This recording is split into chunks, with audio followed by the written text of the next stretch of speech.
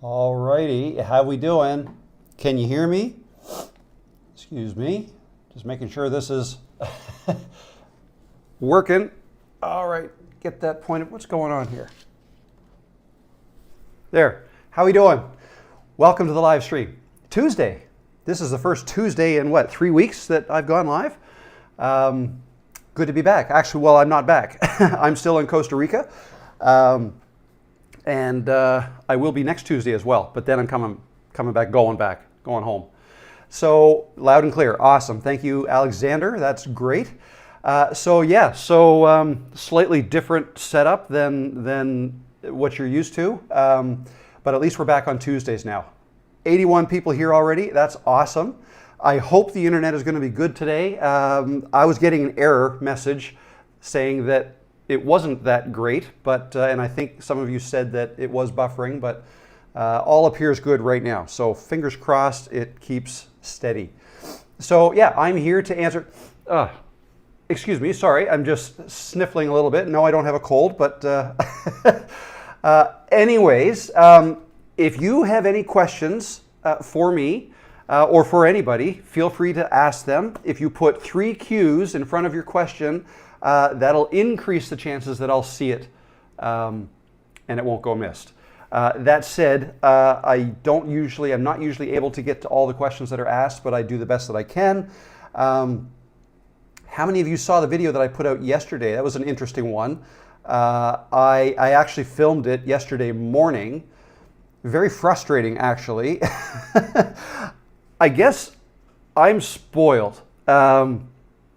So, and maybe you guys can relate to this, but I don't like making videos with other people around, like when people are within earshot of me, when they can hear me.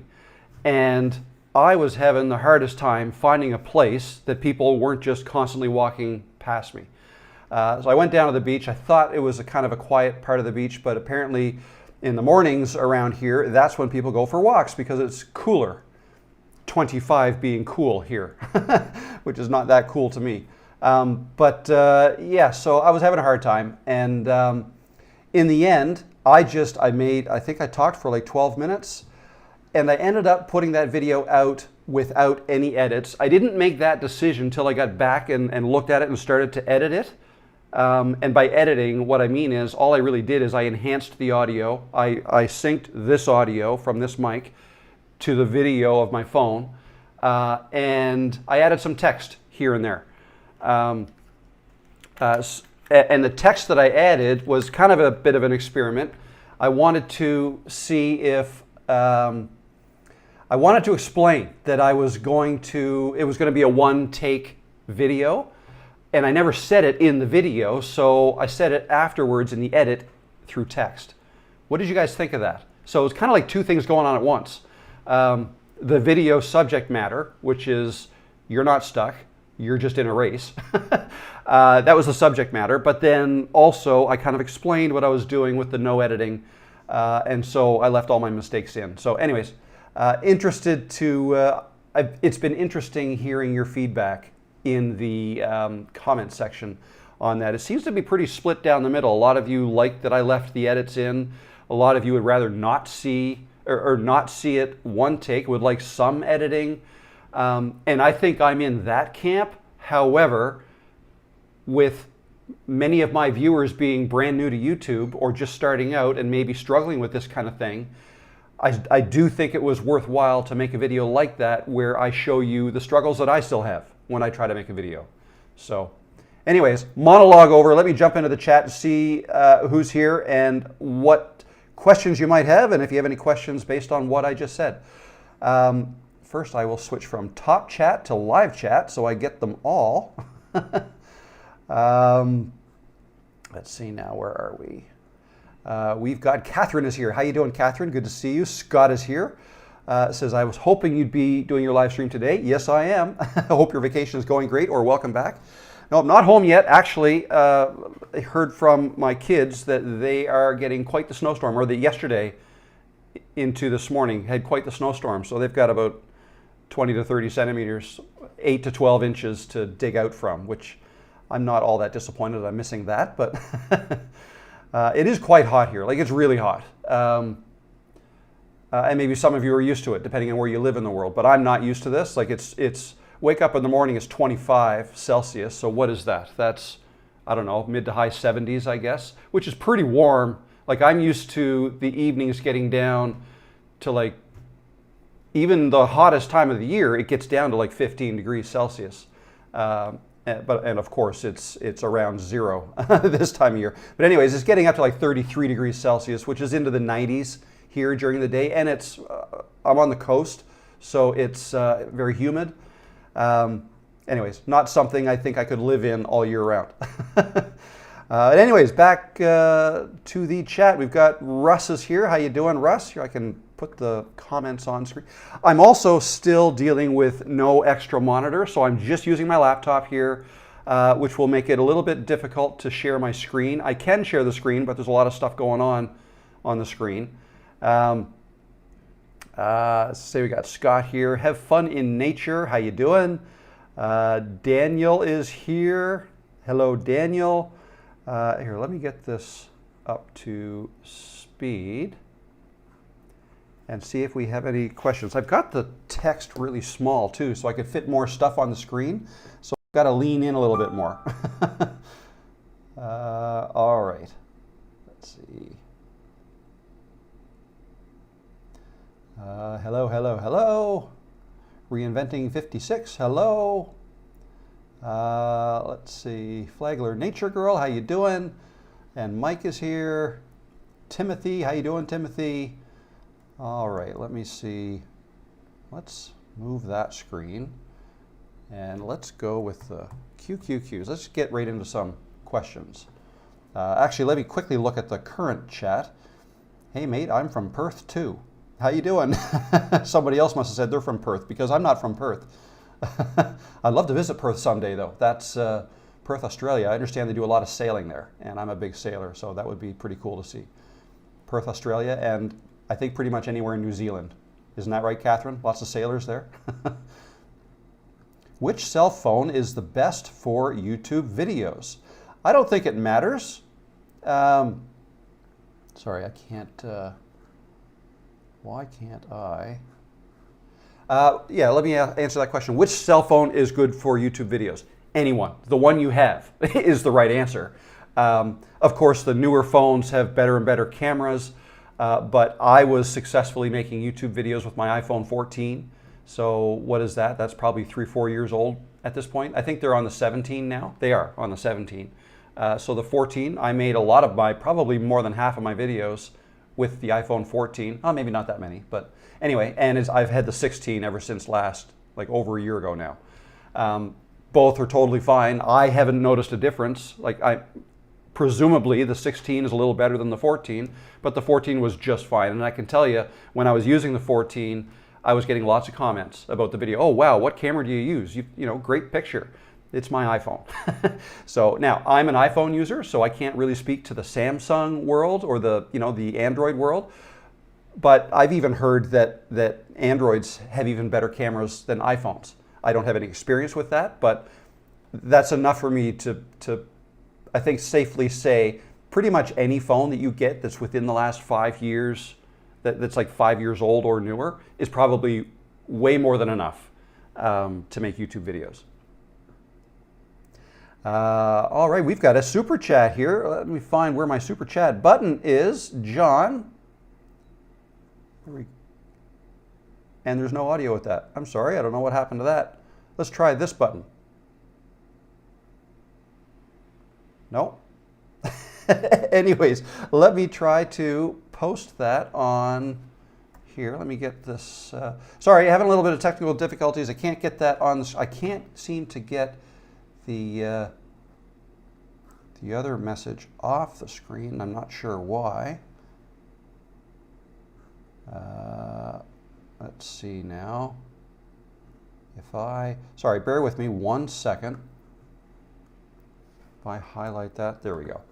Okay, John says, so thank you very much, John, for the super chat. I appreciate that. Says, if it's allowed to ask more questions, will you write a book about your journey? How did YouTube change your life on an inner level and perspective? and how to get noticed in a crowded space. How to get noticed in a crowded space. Let me answer that one first. So presumably you're talking about the space that I'm in when I make my videos, so the YouTube growth niche, I guess. How to get noticed. You don't really, I don't focus on competition. I don't think of anybody else who does videos like I do as competition either. They're just doing the same thing I am in their own way, right? So I guess how to stand out would be try to find a unique angle. So what I do, and I don't even know, I can't even truthfully say that I purposely set out to create the brand that I have ended up creating. Things like the fact that I speak off the cuff, the fact that I leave mistakes in often in my videos, the fact that I often wear this Blue Lions hat. I mean, all of that can be chalked up to, or kind of together make up my brand, I guess, right? The types of videos that I make, all of those things together is my brand. And it just kind of, I didn't set out to say, okay, I'm going to wear that blue hat in most of my videos, and the way I'm going to make videos is this. And I never set out that way when I began. When I began, I was making YouTube or Camtasia how-to edit videos, and ended up here. It just kind of evolved. Like, I guess what I'd say is I listened to the audience. I listened to my viewers. And when they asked me questions, I would answer them with videos. And that's how the how-to edit videos portion of my journey began. I had half a dozen ideas to start with, and then people started asking me questions. Oh, that's great, thanks. Now I know how to do this. But how do I do this? And I'll go, okay, great. I'm going to take that and I'm going to make a video, and I'll tell you how to do that. Right? So, yeah, just listen to my audience, and the brand kind of evolved, I guess. So let me just check your question again. How do you get noticed? So you get noticed just by doing your own thing. Just do your own thing. Don't try to be somebody else. I made that mistake early on. I tried to be like Mr. Nick Nimmin, who I admire, and I was watching a lot of his videos when I was trying to figure out how to do this YouTube thing. And I tried to make videos where I was trying to be like him, okay? Didn't work. Videos didn't do well. It took a really long time for me to make videos like that, very manufactured. So yeah, it's just very hard. The easiest person to be is yourself, because hopefully you don't have to act to be yourself. Just be yourself, right? That's as authentic as it gets. I mean, people throw that word around a lot, myself included. Be authentic, right? Authenticity. It's the truth. It's huge. Like, people recognize that. People know when you're acting. People know when you're reading. People know when you're delivering line by line a script. I'm not saying those are bad things, because some people make those things work. I couldn't. So what's worked for me is speaking off the cuff. So how do I get noticed? Just be myself, and getting noticed will happen. I be myself. I make the videos that I believe my audience wants to see, and I answer questions that my audience asks, and therefore, presumably, they would be good videos. If they want to know and I make a video, great. So I just focus on that, and I let YouTube focus on trying to find the right audience. I've never paid for traffic. I've never used the YouTube promote thing. I highly discourage you from trying that if you want to grow. I mean, if you have a promotion you're trying to promote and you're selling something and it's date specific, then maybe you could use that. But if you're just trying to gain subscribers and watch hours, do not use YouTube promote. And I've made a video on that. I still have a lot of people telling me that they're going to give it a go and see what happens. But I've heard stories where people would do that, and all of a sudden what little views that they were getting, they plummet afterwards, because YouTube, you're kind of going around the whole YouTube algorithm, or trying to go around it, whereas you should just let it do its thing. YouTube really is, they've got access to better AI tools than we do, don't you know? So just know that YouTube is doing a phenomenal job understanding what your videos are about and who should want to watch them, okay? Let them take care of that. You just focus on making good videos, right? Because even like YouTube could get it right. And I talk about this in my video from yesterday. YouTube may put your video in front of the right people, but if it's not a good video, they're not going to watch it, even though maybe they would like that information, right? If it's not a good video, if it doesn't have a good hook, if you don't kind of reel people in, if it doesn't have a good thumbnail to get the click, right? It doesn't matter if YouTube finds the right audience, it's not going to get the views, right? So both those things have to happen. YouTube has to be able to find the right audience, and you can help them do that by staying on point, like stick to your niche. Don't have two niches on one channel. That'll just make it a nightmare for YouTube to try to figure out who you're trying to reach. And focus on getting better at making videos. So that was a tangent because that's not the question you asked. Will you write a book about your journey? Not a bad idea. I've thought about it. Maybe. I will never say never. How did YouTube change your life on an inner level? That's actually a good question because it has. Confidence. I've always been petrified to speak in front of large crowds, but you know, this is not a lot different than doing that. Some people would argue that, but when I started this, it felt the same to me. But I've kind of conquered that, at least to my phone. I'm looking at my phone right now. That's the camera I'm using today, my phone. So yeah, it's given me confidence. I've met a ton of people through this, which is amazing. I love that. Yeah, I've discovered that I like coaching and I like helping people get better with their channels. So that's been great. Yeah, so many different ways. So I hope that answers your questions. And yes, no problem asking 3 questions. That's great. I see I've got another super chat here. Can I click on that? Yes, I can. And let's try this other button here, see if this works. No, it doesn't. Let's try this button. I don't know what happened to the audio, guys. Maybe you hear the audio, but I don't. So this is One Take Adventures. Thank you very much for the super chat. I appreciate that. Congrats on the 100K. Thank you. I do short stories and cemetery walkthrough videos. Yikes. If anyone is interested, trying to grow a very new channel. Thanks. Okay, very good. Yeah, so thank you again for the super chat. I really appreciate that. I will caution you though that by letting people know you have a channel, like the way you just did, and that's okay, but I'm just saying, by doing it that way, which is very similar to like announcing it on a Facebook page or sending an email to your friends and family, telling everybody you have a new YouTube channel, is not a great idea. And that's because you will have people check out your channel, okay? Curious people who know you, people who are just curious, oh, that sounds interesting, let me check that out.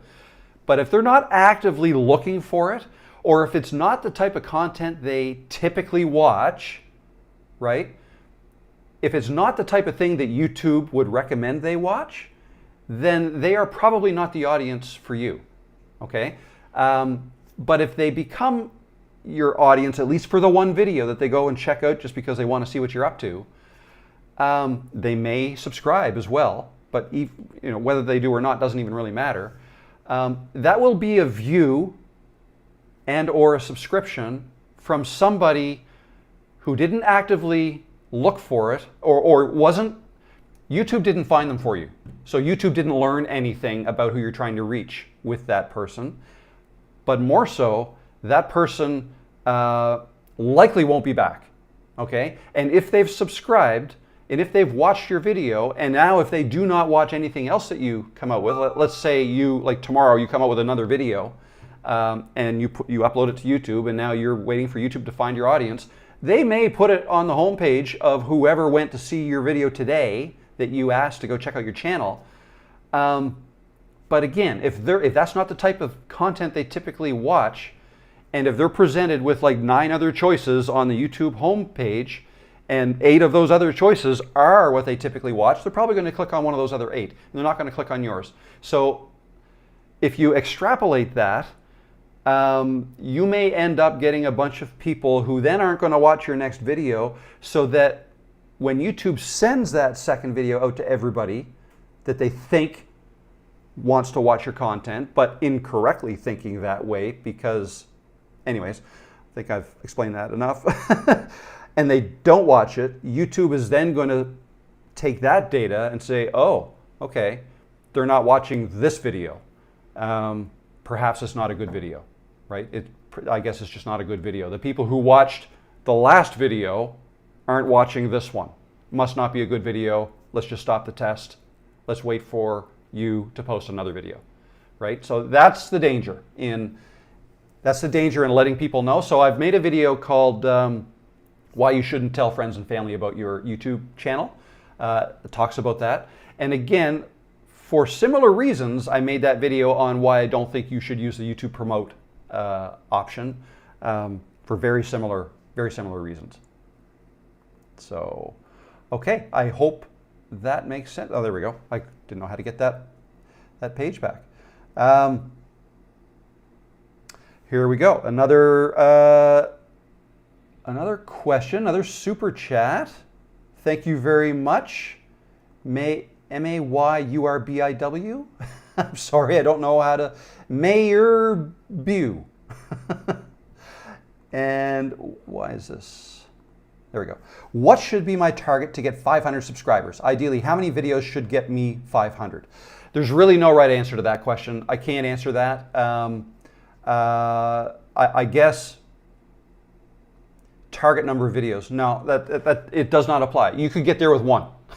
You literally can get to 500 subscribers with one video. Okay? Lots of people have done that. When I say lots, the percentage is incredibly small. But other people have made 2,000 videos and they're not at 500 subscribers. Okay? It really depends on how intentional you are at getting better making videos with each video you make. Okay? It's a journey. And maybe you hate hearing that. I say it a lot, but it's literally the truth. Make a video, post it, and if you can, don't even look at the analytics. Get working on your second video. When it's done, post it, right? Make your third video, okay? Your first 50 or so videos are for you to practice. In my case, it was 100. It took me 100 videos before I started to get some real traction, it's not only because I needed that much practice, because I knew how to edit videos. I didn't know how to talk to the camera, so that was something I needed to learn.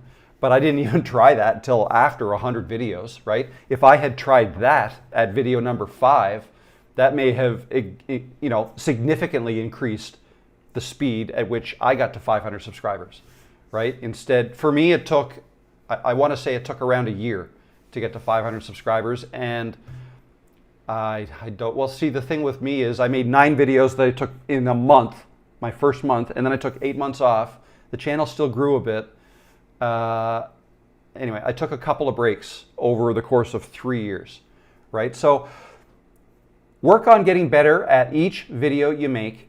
Always talk to your audience, right? The audience, you should sit down, everybody should do this. You should sit down and define your audience. Define your ideal viewer. Who should want to watch the video you want to make, the videos you want to make. Define them. Like even draw a picture of a cartoon character. Say, this is the person, this is the perfect person to watch my videos, and then define them. Are they male? Are they female? Are they in their 40s? Or are they in their 20s? Or are they in their 80s? Are they professionals? Are they blue-collar workers? Are they unemployed? Are they married? Are they divorced? Like, all the things. Like, define your audience. Do they go to work during the day? What time do they get up in the mornings? Like, if they're older, maybe they're early risers, they go to bed early at night. Right? Do they watch YouTube on the weekends or weekdays? Right? Like, all the things. Try to define. Now, I know it's kind of it's an exercise, right? But the more you can do that and clearly define who it is and what are their interests. That's obviously a huge thing. Like, what are they interested in? Like, for my channel, obviously interested in making videos and growing on YouTube. Okay, For you, it might be interested in gardening. It might be interested in sailing. Traveling to a specific place, right? There's so many different ways to define your audience. Define your audience, and then once you have that done, make a video for them. And make sure that all of your videos are for that one fictitious person, okay? That will increase the chances that YouTube will properly identify your audience for you as well, and they'll go out and find a whole bunch of people just like the person you defined, okay? That's what I'd focus on, and just try to get better at making videos. There you go. Drink break. I saw somebody commented on my, what do you call this? Tumblr, I guess. I love this. I mean, it's got a little lock at the top. It's Costco. I love it though. All right. Bought in Canada, not here. All right, where am I? Oh, as a follow-up, another super chat. Thank you so much, John. As a follow-up, what did you feel when you quit your job when you became successful on YouTube, aka starting a new life, as motivation for us? What did I feel? Well, so my situation might be different. So I've been an entrepreneur for 25 years, 23 years, something like that. I haven't worked for somebody else since 2002. And I made a video on that, my backstory. I was an engineer back then with a business degree and, good job, but I just did not like working for other people. I was in a good job, but it was a corporate type job where you can't just do something. You have to come up with an idea and say, this might be a good idea to do. And then you go and you show it to other people and say, what do you think of this idea? Oh, great. Yeah, I think you should present that to this person. Okay, good. I'll make a presentation. Let's go talk to this person. What do you think of this? Oh, that might be something to think about. Let's circle back on that in a month. And I'm like, holy crap, I could have had this done, right? So that whole thing, the whole corporate ladder, corporate life thing, wasn't for me. I didn't like it. So, and I come from a family of entrepreneurs. My father was an entrepreneur, is an entrepreneur, or was, he's retired. Anyways, so I've been on my own for a while, is my point. You can watch that video if you want, but I've been on my own, working on my own for a while. And at the time when I started YouTube, I was a freelance video editor working through Fiverr. Okay, so, and I was doing great with that. So I guess you could call that my job at the time, but I didn't so much as quit it, like you mentioned. I didn't quit that job. I started YouTube while I was still a freelancer. Okay, and I ran them both kind of at the same time. But then there came a point in time where I noticed, you know what, this YouTube thing, I can see this going someplace. So I started focusing less on freelancing and more on YouTube, and just slowly it just kind of did this. Right? And I haven't done a freelance job in a year and a half now, only doing YouTube. So what did it feel like? It felt great because even when I started the freelancing thing, I was always kind of looking at YouTube and I think I'd like to do that. Like, I think that looks like total freedom. Freelancing is, that's cool too. You set your own hours the same way, but the way I was doing it was like micro jobs. Like I would have 1,000 clients in a year. I would do 3 to 5, sometimes up, I think my record was like 10. I'd do 10 individual jobs in one day for 10 different people. Okay, so getting paid a little bit for a whole bunch of different work, but the little bits all added up. So it was good, but it was a lot of work, and there was no way to scale that, right? I mean, what some people do, and I don't think you're supposed to, I don't think you're allowed to, but some people do, is they would hire teams to help them through their sorry, Gardner is using the leaf blower outside the door. 1 second, I'll take a drink. Okay, thank you very much. You can move along. Where was I? I am so easily distracted. See, that's the problem. When I sit down and try to make a video and people are walking on the beach, walking by me, and I'm trying to carry on a conversation with my phone, I just have a hard time doing that. So anybody relate? So anyways, that was a little bit of backstory, how I switched from freelancing to YouTube, and the feeling was awesome because that is what I wanted to do, and it's still great. I still love doing this. So there you go. Okay, I just saw a message come in. I'm confused about impressions. I keep hearing that thumbnails, hook, titles, etc. are important, and I know they are, but how do you control how many impressions you get? You have no control over that. You have no direct control over the number of impressions you get. You only have indirect control. The indirect control you have, see, I talked about this a little bit too. You can make the best video, hook is great, story is great, video is not too long, easily digestible, great information, right? Couple that with a great thumbnail, a great title, okay? All good, everything is good. But if you're talking about something that nobody is interested in, it doesn't matter, right? YouTube could very well put it in front of the right people, but there's just not that many people interested in that topic, okay? That could be the issue. And I think that tends to be the issue more often than people realize, right? On the flip side, you can come up with a topic that is incredibly popular, right? Something lots of people want to know about, and you can make a video that's not even all that good, right? Maybe the hook wasn't great. Maybe the title, hinted was okay enough so that people knew what it was about, and there's just millions and millions of people who want to know about that topic.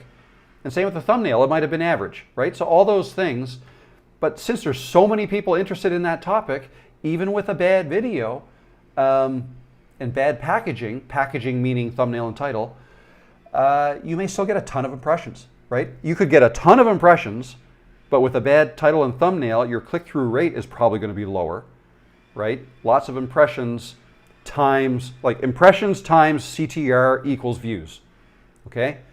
Just so you understand that. Impressions times your click-through rate equals the views that you get. So a little bit of math lesson for you. Anyways, moving right along. Let me go grab a QQQ question, see what we got here. Let's go.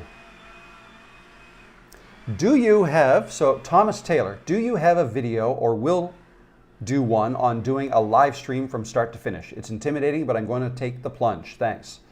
No, I don't have a video on that. And Sammy Joe, thank you so much for the super thanks. I really appreciate that. Very generous of you. Thank you very much. I wish my super chat thing was working today, but it is not. Yeah, so video on doing a live stream. I don't have a free one. So here we go, self-plug here. I've created a course. Because you're right, live streaming can be complicated and it can be intimidating, and I tell a lot of people, you really should do live streams if you want to accelerate the growth of your channel, because live streams plus videos together is just a winning combination, right? Feedback loop, right? So I created a course called Live Streaming Made Easy. There's a link to it down below. Yeah, so you can check that out if you want. I can't remember how many videos are in that. Actually, our live streaming group meets this Thursday. I'll be running that from here. Until October, we're doing monthly check-in calls with everybody who buys that course, just to see how you're doing. If you have any questions and I show up, there's a Zoom call, right? And we usually have, I don't know, anywhere from 10 to 12 people or so show up in those, upwards of 20 sometimes. So yeah, so consider that. But yeah, other than that, I can say that if you're considering doing live streaming, just do it. Yeah, you're going to have to learn a few things, but it doesn't have to be that complicated. Start simple. Like with what I'm doing right here, I can tell you right now what I have. Well, let me pick my camera up and I will show you. I don't know is this going to work? I'll show you what my setup is right now. Actually, I'm going to move my iPad because I never got that working. Go figure, you got to charge the thing before it'll work. I'll move that. And let me just show you what I've got going on. So that's it. That's my laptop. I've got my DJI mic receiver plugged into the laptop right there. I got my laptop charging, and this second wire is not doing anything. That's how I charge my phone.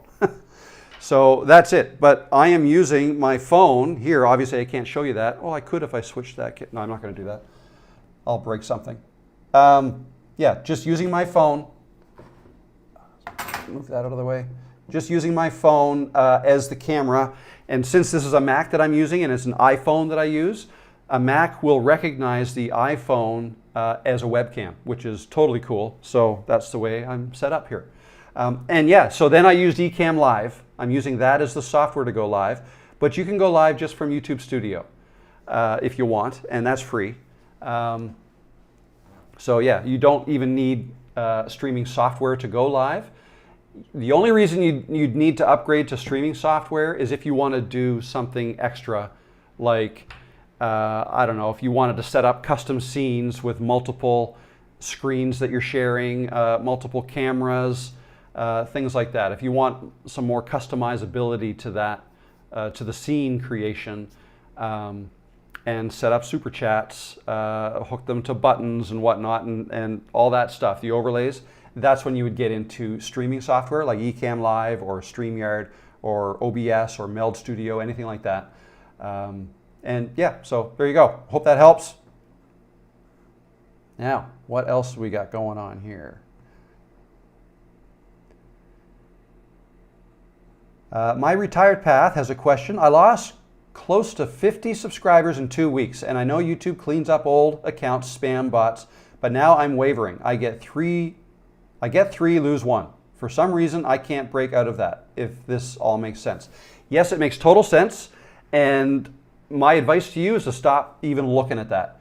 I was a couple years, I was more than that. I was over 3 years into my YouTube journey before I even knew you could look up how many subscribers you lose, right? You can look that up and see how many you've lost. I can tell you in February, well, let me just take a look. Let me go here, go to my analytics. Can I share this with you guys? Okay, now how come that didn't work? If I click on that, nothing happens. Okay, great. Why is nothing happening? Go there, go to analytics. That button doesn't want to work. Oh, there we go. Now let me share my screen if this is going to work. iPhone plus screen. Is that going to work? There we go. How's that? Let me make this a little bit bigger. Okay, so what you do, if you want to know how many subscribers you lost, let's go back to February. I'm having trouble making this work. There we go. February. So in February, I gained 2,300 subscribers, all right? And actually, you can see right there is the day that I crossed 100,000, and then a whole bunch of people left. Or not left, like the next day, was it the next day? Yeah, the next day I had 60 new ones that day. But anyways, if we look at lost, here, let's go to this here, and under metrics, I believe is where you go. Search for subscribers lost. I'm having to click everything like more than once. I don't know why. And I also want subscribers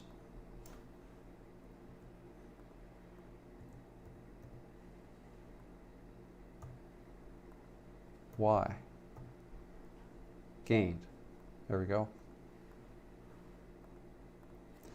Okay, there we go. So there we go. So I gained 3,505, but I lost over 1,000 subscribers in February alone, and the net was, so the net is the difference. I gained 2,334. So if I look at subscribers lost, sort by that. You can tell by what video you lose them on, and it was the blue one. It was that live stream. The live stream, we're almost at 100,000 subscribers, let's talk. And I went live and we hit it during that live. And yeah, I gained 207 subscribers during that live stream. It was almost a 4-hour live stream. Gained 207, lost 76. So the net was I gained 131. So my point is, am I going to focus on the subscribers that I lost? No, not at all. Here, let me go back here. And let me go back here. You can see what's going on. Yeah, not going to focus on that. You'll drive yourself crazy. It happens. So what I think happened during that live, a lot of new people came to the channel. A lot of people were, wanting to get in on the 100,000 game that we were playing, I guess. And it was fun. But then a lot of people perhaps subscribed just to see me hit the milestone, but aren't really all that interested in my content and ended up leaving afterwards. Okay, that's probably what happened. And I'm totally okay with that. What you have to remember is when you lose subscribers, yeah, it could be YouTube cleaning out bot accounts, right? They do that. And I don't even believe they do that in like chunks. Like they're always doing that. Maybe every once in a while they'll do more of a purge, I guess. I don't know. But again, it's not something I try to even think about. If I lose subscribers, it's either they were fake accounts to begin with and YouTube found them out and got rid of them, or it's people leaving on their own because their interests have changed. Either their interests have changed or the types of videos you make have changed, right? Both of those things can result in somebody leaving. But in both cases, you want them to leave. If you want to change direction and make different types of videos now, you have to expect that some of your subscribers aren't going to be interested in that change and will leave eventually. I mean, some will actively leave. Other people will just stop watching, right? That's going to happen anytime you switch directions.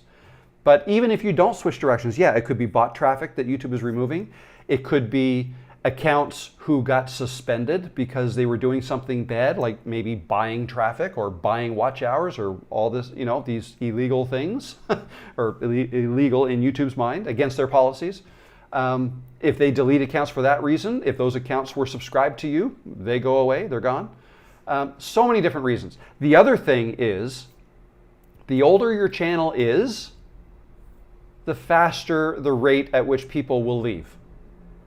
Just because the longer, if you think about it, like your interests today might be the same as what they were yesterday, probably, or even last week, even last month, but maybe differ a little bit from what you were interested in a year ago, right? What about what you were interested in 5 years ago? What about 10 years ago, right? Your interests have probably totally changed, or a lot of people, maybe not obviously not everybody, but I got a bad habit of putting people into buckets. I got to stop doing that. But my point is, the longer the period of time goes on that your channel has existed, the faster the rate at which you will have people unsubscribe from your channel. Some people just leave YouTube, cancel their accounts, right? Give people enough time and enough people will do that. So there's a really popular creator I know who I'm friends with who has well over 100,000 subscribers, and he's kind of been there for like the last 2 years, hasn't grown at all. But he's probably getting a lot of subscribers every day, but he's losing the same number, right? So it's just not growing. The subscriber, he's still getting views. That's why views are so much more important than subscribers anyways, once you get monetized. Like, yes, you need 1,000 subscribers to get monetized, I understand that. But once you're there, the number of subscribers really doesn't matter as much at all. So anyway, that's just a little bit of a talk about that. Try not to focus on subscribers lost. We all lose them for all kinds of different reasons.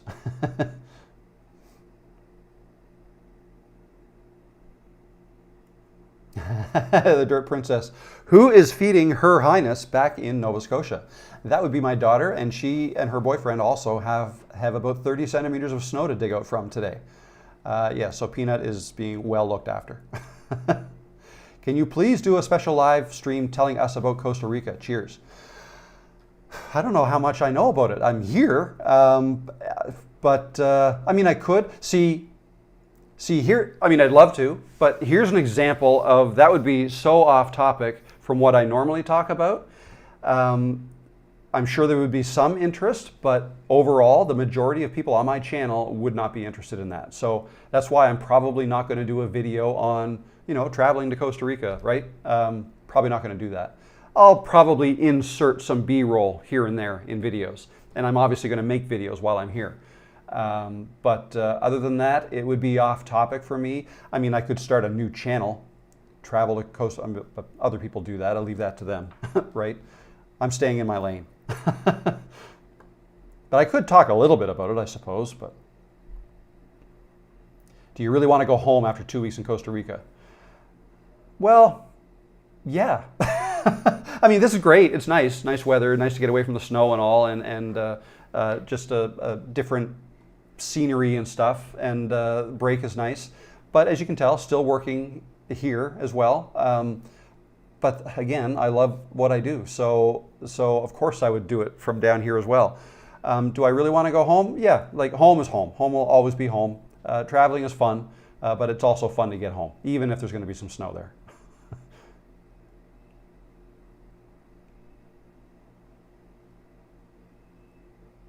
Oh, this is an interesting question. How does it work if two YouTubers set up their own channel to share? We want to have a channel which we can both post to. Is this possible? Yes, that would be possible.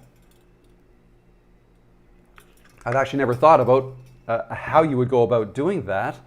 That's not something I plan on doing. But I mean, I believe the way you would want to do it, I mean, you could share username and password, but that's probably not the way I would do it. There would have to be a main account holder, and then you grant permission to the other account holder, the other email address, basically, the other person, and give them full access so that they can upload and check analytics and all that stuff as well. As far as the money side of things, like who earns, there would have to be one bank account that the money would go to once you're monetized. And now you're getting into business setup and how you want to set up your business. Do you want to set it up as a corporation or a partnership? The way you want to set that up, there's tax implications, all that. And all of that would be dependent on where you live. Are you in Canada, are you in the US, are you in the UK, Australia, New Zealand, wherever, right? Everyone's going to have different rules and laws against all, or not against, like for you. So yeah, I would, but I believe one person would have to be kind of the primary of that channel. I don't know that you could have two primaries, or maybe two email addresses to log into the same account. And then yeah, if you both co-own a business account, bank account, and have the money be deposited into there, is probably the way I would do that. I would probably set it up as a corporation, whether you're doing it alone or with somebody else. That's what I've done. I have a corporation set up. So interesting question, though. I hope you found that helpful. How come some weeks, if I post the same video in a series and same time and day of the week, sometimes I get between 500 to 1,000 views, but other weeks I get below 200. Am I doing anything wrong? It's hard for me to know. It's hard for me to say. Sometimes YouTube does feel random at times, and it just seems like you think you do everything right, and you didn't, or you did everything right. It's just sometimes it's just hard. Kind of stumbling here. Let me just reread this.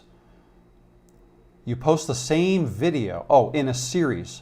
It could be the topic, even if it's a series, right? If the topic is, presumably the topics would be different within the series even. One topic might be more interesting than the other to the people who typically watch your videos.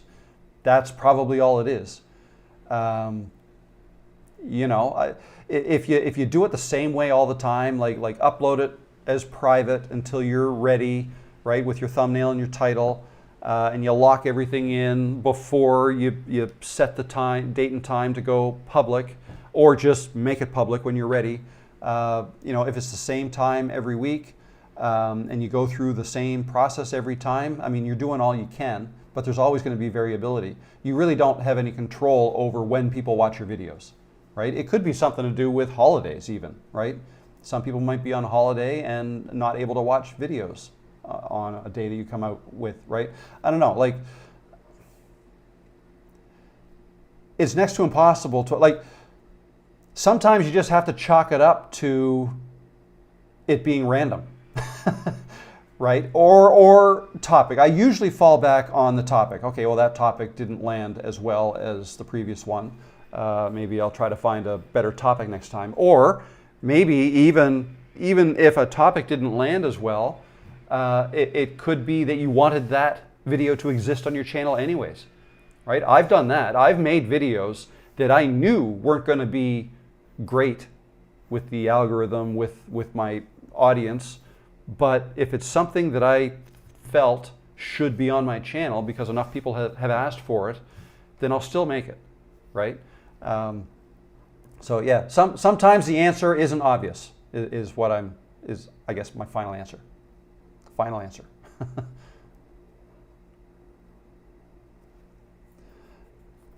David says, hey Rob, how come Nick Nimmin has 10 times the amount of subscribers as you, yet he gets half the amount of people on his lives? Seems really strange, right? You're doing something right. Yeah, so, I mean, that could come down to timing, right? He goes live on Saturday mornings, where I am. Like it's actually, I think it's Saturday night where he broadcasts from in Thailand. And I go Tuesday at 2 o'clock. Who knows why?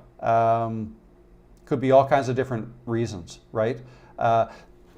But again, the number of subscribers you have does not directly correlate to the views you get, whether it's on videos or live streams. There's really no correlation there. There has to be enough current people. Like Nick has had his channel a long time too, so he probably has people who subscribed to him 10 years ago, right? A lot of people may not even be on YouTube anymore who subscribed to him in the early days. So there's that as well, right? So yeah, but interesting. That's a good point. Like, and also there could be somebody else who has a channel much smaller than mine even start doing lives and start doing them right and being helpful to the audience and all that, and surpass the numbers that I get, right? That's totally possible too. There's really no rules. Like there's no correlations that make sense really at all. So it's interesting to see though when you see anomalies like that. All right, where am I at? Question, have you been to Hua Hin? I'm thinking of moving there. I don't even know where that is. It doesn't sound like Costa Rica though. Maybe it is, but no, I don't even know where that is.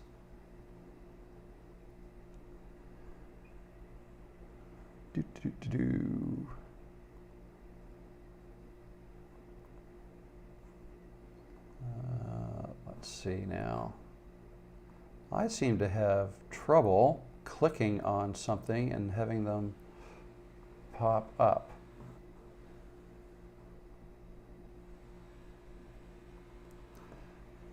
Okay. Life on Plan C says, why is your name in a gray box? Referencing traveling with Russell. And I believe that is because Russell has over 100,000 subscribers. Congrats, Russell, that's awesome. But I think you get that check mark and the gray box once you get there. So there you go. Let's see. Oh, and I just see, yeah, about Nick.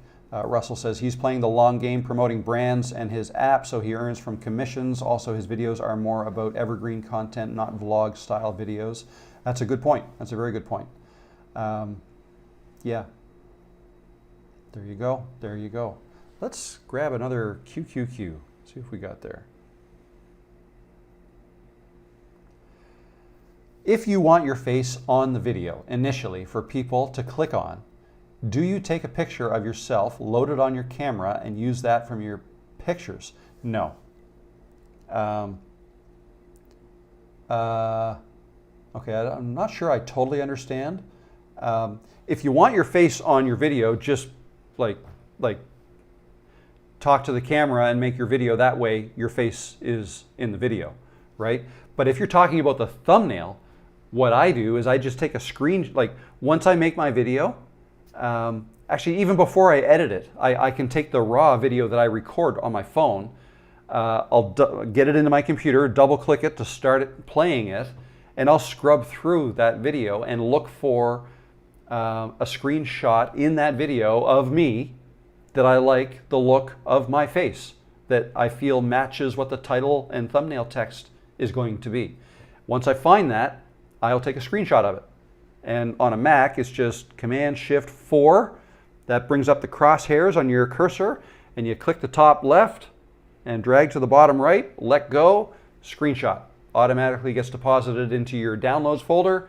I then drag that into Canva, right? And then in there, I might add some brightness, I might boost the saturation a bit, make sure the colors look good, and then I'll add some text.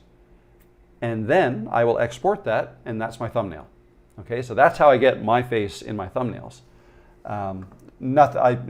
Uploading a picture of yourself to a camera, way too complicated. I don't even know if that, so yeah, no, I don't do that. Simple is good, but if you find a way that works best for you, that's what you should go with. So what I've just described is what I find works best for me, and for other people it might be something a little bit different.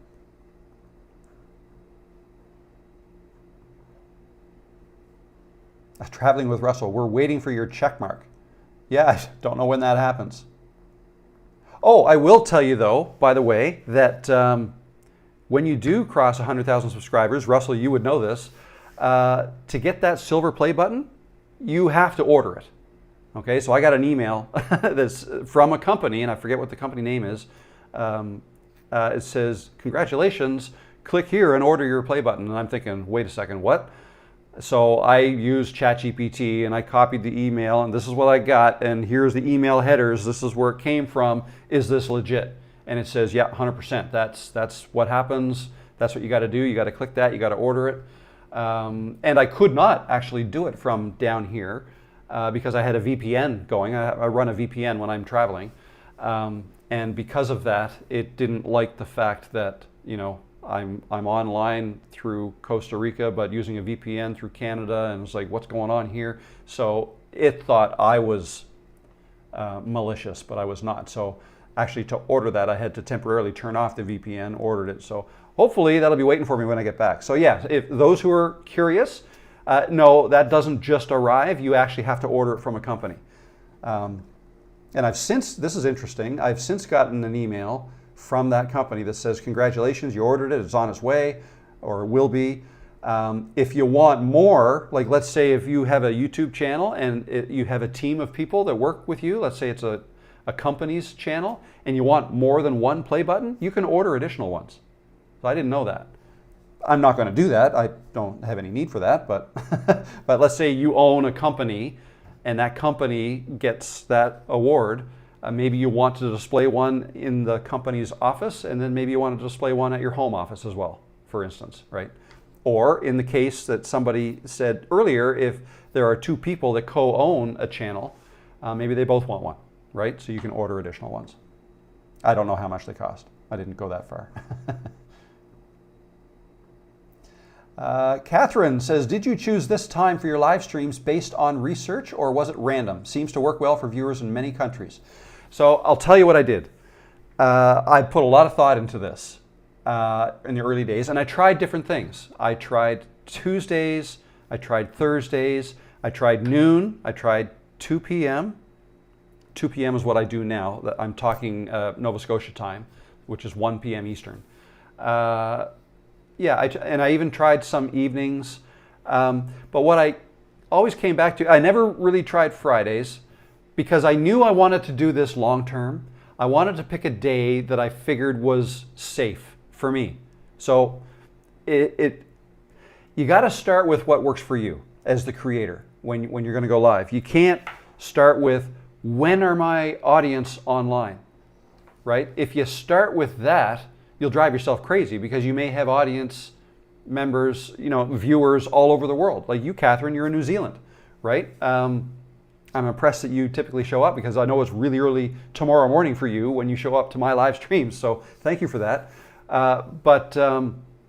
Yeah, so there's really no way to satisfy everybody. But what I will say is, if you just focus on what works for you as the creator, and then you just consistently go live then all the time, every week, same day, same time, every week. And you will then naturally grow your live streaming audience of people or with people that time works for. Okay, does that make sense? Like, yes, there's probably lots of people out there who wish I live streamed 12 hours later than I do. For the other half of the world, that would work better for. That just doesn't work for me. I can't live stream at 2 a.m. If I do, it's a special thing, and I would get a bunch of new people show up in my lives. It was, oh wow, I can't believe you're live. So every once in a while, I do try to change it up. Like maybe every couple of months or so, I'll go live on a Thursday at 7 p.m. at night or something, or early morning on a weekend. Right? I've done that every once in a while just to kind of try to reach out to everybody and say, hey, I see you too. Right? But no, focus on what works for you. So again, in my case, I wanted to stay away from Fridays and Mondays in case ever wanted to go away for a long weekend or something, right?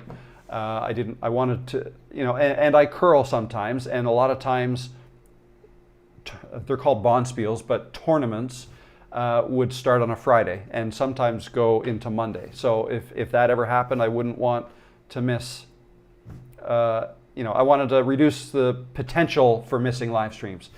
Tuesday worked, and 2 o'clock worked for me too. So that's what I settled on. Naturally grew a channel, or grew a live stream audience that worked for. Okay. Same thing applies to videos, by the way. A lot of people say, got to be consistent. Well, what time should I post? Here's my graph. They're showing me this graph. The purple lines, they're lighter here, and I know when my audience is online. Is that when I should go live? That's a good place to start by looking at that, but again, you got to pick a time that you think you can stick with the majority of the time, like for a long period of time going forward, right? You're going to want to do it,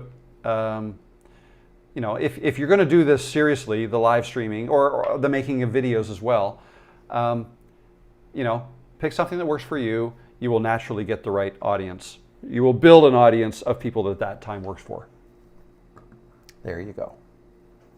There you go. Jim over 30, I am at about 4,000 subscribers. Any advice to get to 10,000 subscribers? Jim over 30, if I recall, you weren't monetized about a year ago when I first met you, or less than a year ago, which means you're doing something right. Keep doing what you're doing. If you're growing from monetized to 4,000 subscribers in less than a year, and again, maybe my memory is off a bit, but I believe that to be the case, keep doing what you're doing and you'll get there. This would fall into the category of growth accelerates with time. Like the more you grow, the larger you grow, the faster you will grow. Like obviously not indefinitely, but that tends to happen. So yeah, I'd keep doing what you're doing. Keep making videos for your audience. Try not to stray too much away from your audience. Or if you want to test the waters into something that you think your audience might be interested in, but it's a little bit different than what you've been doing up until now, try that, right? You never know. It may not work, and if it doesn't, that's okay. You can always go back, but if it does work, hey, that might open up another lane for you to go down every once in a while. Or if it really works, like, whoa, okay, maybe I'll go down that like often, right? So try new things. Try to think of your audience. Your audience may want something new and fresh from you every once in a while, something a little bit different, new style of video, slightly different topic maybe, but again, just always keep your audience in mind. Are you guys still here? This screen, I have to refresh it. Looks like it crapped out. Hopefully you're still here. Somebody tell me you can still hear me. I'd love to know. And see me. Can you hear and see me? Hello, hello, hello. I think it is still live, but I do not know for sure.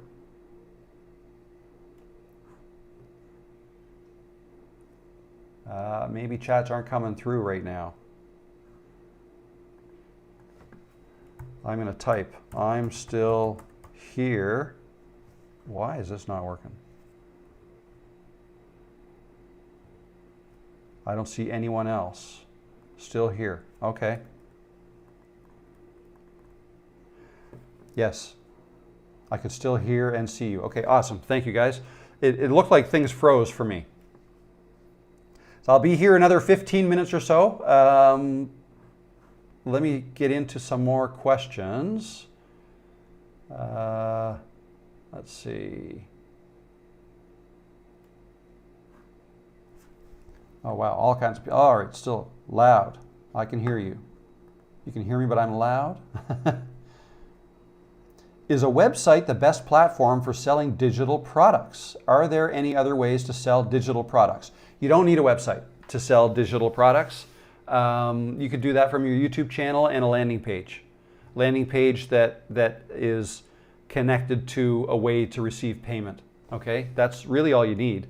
You don't need a website to do that. So imagine, for example, you make a video on YouTube.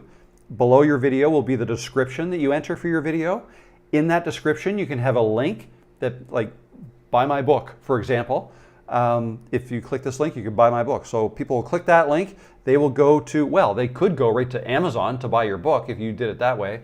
But if you're selling something else, a digital product, that could go to a landing page that you could set up with kit.com or Kajabi or MailChimp or Aweber or any number of like mailing list platforms that you can sign up with.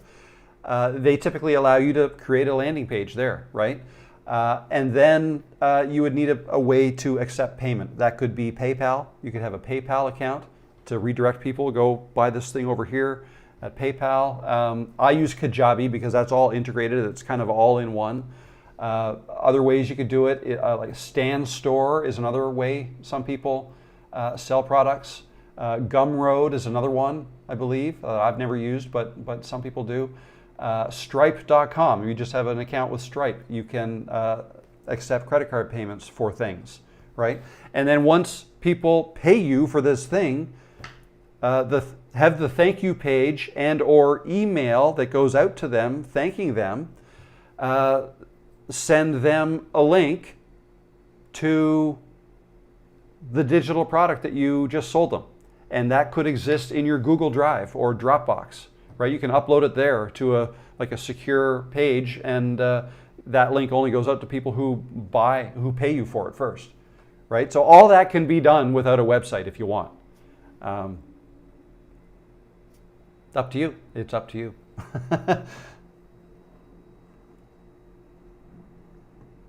Would you recommend going live if you're really new? Even if you're really new? Yes, I would. Because, and actually, I'm going to make a video on this too. Someone said to me, I think it was in the comments of my latest video, that one take video that I did, that one of the easiest ways to speak to the camera and without using a script or a teleprompter or anything like that, just talk about what you want to talk about. One of the easiest ways to do that is to pretend like you're going live, and there's no other option. Like if you mess up, you just have to say, oops, sorry about that, and go on, right? Like what I'm doing now. Like I mess up sometimes, and I have no choice but to tell you, or you see it, right? That it's all good, it's live. If you make a video thinking you're going live, that's a great way to make a one-take video, and I'm going to do that. I didn't do that with my last one. The last one, I just decided after the fact to not edit out my mistakes, thinking, oh, this might be a cool teaching moment. But I'm actually going to make a video, and I'm going to say, I'm making this as if I'm live, and let's see how it goes, right? But that wasn't your question. What was your question? Where to go? Oh, do I recommend you go live even if you're new? Yeah, because it's great practice. It is fantastic. If you do go live, not pretend you're going live to make a video, but if you actually do go live, that is fantastic practice. You are just jumping in with both feet or head first or however, whatever the saying is, and you're going for it. And that's phenomenal. That's awesome. That will only make you better at talking to a camera when you go to make a video. It'll also make you better at doing live streams. So think of it this way too. Your first live stream, just the same as your first video, is not typically what's going to grow your channel, right? Your first several videos, your first several live streams, right? Do them for you. They are practice for you to get better at it. Because if you imagine yourself 5 years from now, successful YouTuber, right? You go live all the time, you make videos, you get hundreds of thousands of views, you're making money from it, all this stuff, right? Let's say that's 5 years, that's you in 5 years. From that vantage point, look back to your first live stream, your first 10 live streams, your first 10 videos. Do you think they were what was responsible for your growth now, 5 years later? Not even close. No, they don't matter at all. All they were for was for you to work at getting better, at doing the thing, doing the live, making the videos, right? Because you're like in the early days, you're scrounging for like 5 views here, 10 views here, 2 concurrent viewers of your live stream in an hour, right? You're scraping the bottom of the barrel for any views you can get, right? 5 years from now, you've got 100,000 subscribers and you make a video and within 2 hours, you've got 5,000 views, right? Who are those 5,000 people? They weren't the 1 or 2 you were scraping for in the beginning. Different people. Your channel is now getting thousands of new subscribers a month, right? It's not the so when you start your channel, don't worry about how good things are. Don't worry about should I go live, should I not? Is it going to affect my channel? Is it going to affect the growth? No, it's not. But it's going to help you get better at going live, at talking to the camera, at making videos, all the things. You're practicing. When you start, you're practicing. And just try to get better. Just making videos without being intentional about what you're doing, if you just make videos for the sake of making videos, then no, you probably won't grow and you probably won't get better. You actually have to try to get better, right? Like make a video and then look at it, not to see necessarily how many views it gets, but like watch it back and pretend you're somebody else watching it and try to understand what is it about that video that you think people want to watch, right? It's kind of a fun exercise. Like, why would people want to watch me here? Like ask yourself that. Why am I how good was my intro? And try to pick something out of your first video, your first live stream, that you think you could have done better, right? So you know what? That intro, I could have made that intro better. That intro of my live stream, when I went live and I didn't know what to say, it would be better if I had something ready to say. I might write down a line or two, or at least a couple of bullet points, so I know what to talk about, right? That's what I'll do next time. Okay, so that you're working on your second video already just by reviewing your first or live stream. You're working on your next one and how to make it better, right? So now your second one should be a little better than your first live stream or video. And you just do that every time. You do that every time and you will get better. Get 1% better with every video and you will be a pro before you know it. And yeah, those first views, videos, live streams that you do aren't what's going to grow your channel, typically. Always have to say typically after that because there are the odd time. I saw one guy a month ago now, I forget his name, Tim? I forget, but first video. Now, maybe he had a channel before that, but I doubt it. First video, 200,000 views, boom, out of the gate like that, monetized. It's like, what? So it does happen. Not only that, but if you're struggling with YouTube now, like if you're struggling, you don't know, like what should I make my next video about? How come I'm not getting views?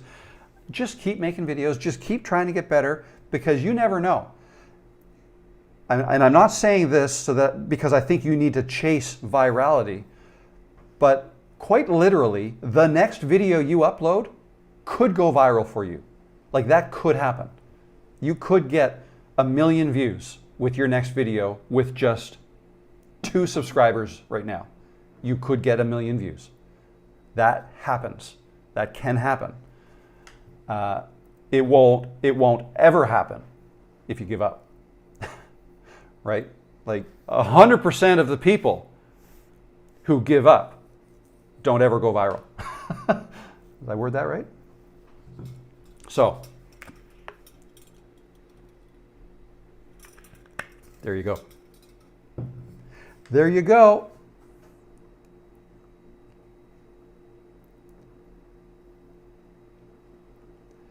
Dodger Blue 55 started a channel but was not liking. Oh wait, no. Let me try to. No, once again, can't do that. Let me do. Started a channel but was not liking the direction. Started fresh on new channel with new skills and experience. Should I upload 3 to 4 videos on day 1? Maybe schedule a few hours apart. No, don't do that. At least I wouldn't do that. I know there's an argument for doing that, in that, you know, if people watch your first video, it'd be nice if YouTube recommended another one of your videos to watch next.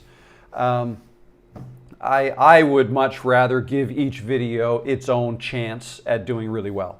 Okay, so if you have a few videos ready to go on day 1, what I would do, I would upload one on day 1, and then I would probably maybe a video every 2 days or every 3 days until you've uploaded all the videos that you have ready. That's the way I would do it. And I wouldn't worry too much about the fact that, you know, you could even say in your first video, you know, next, or in the about section on your channel, you know, my first 4 videos are going to be all up within a week or something. I don't know. I don't even know if I would do that. No, I would just focus on one video at a time and give each one its own breathing room to potentially reach a lot of people if it's a good video, right? And if it doesn't, well then 4 videos, 2 days apart, like 8 days, you'll have 4 videos up. That's pretty good. That's quite the start. Even if it's every 3 days, right? 4 videos, 3 days, 12 days, you've got 4 videos up. That's a pretty good start.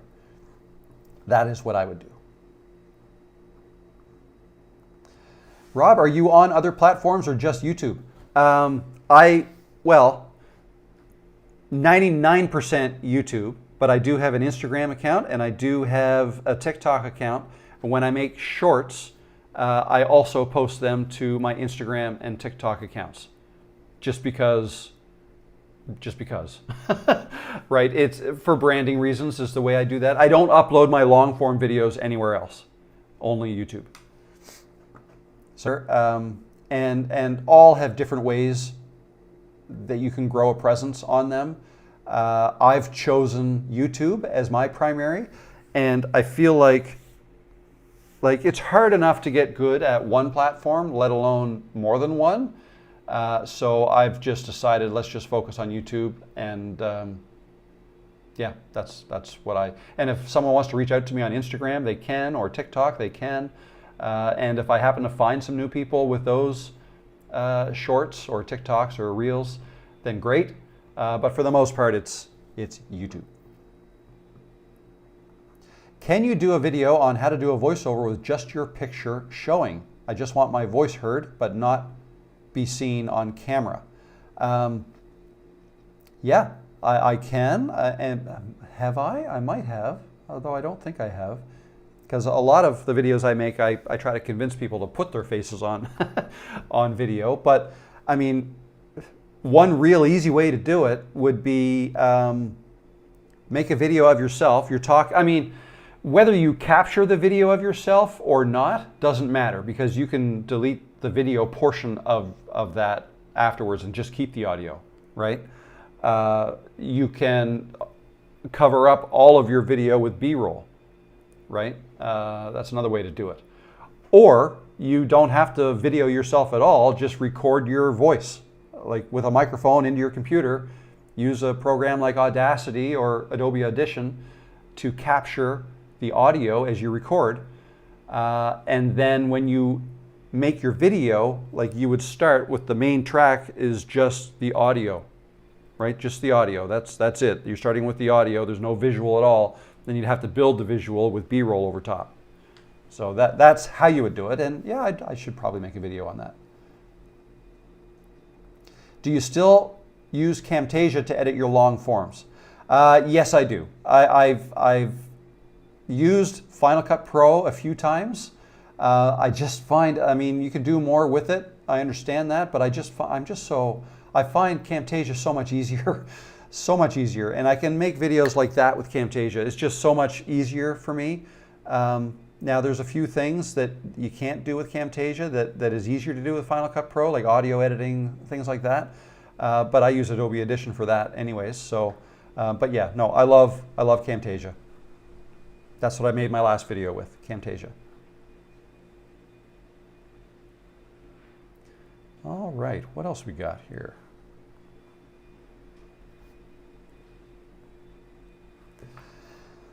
All right, what did we get up to today anyways? We got 191 people in here. Thank you all. That is awesome. Let's see. Y'all have a great day. I got to run. Flagler Nature Girl. See you later. Jessica, good to see you. Why are you working on your vacation? Monkey Wrench said. Because I enjoy it. Why not? You can only sit out in the sun so much. You can only go for swims and stuff so much.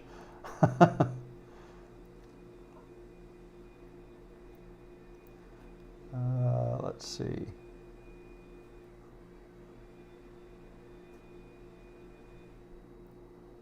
Yesterday was your birthday, Scott. Happy belated birthday.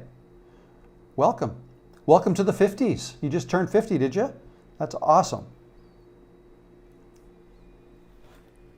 I'm just guessing.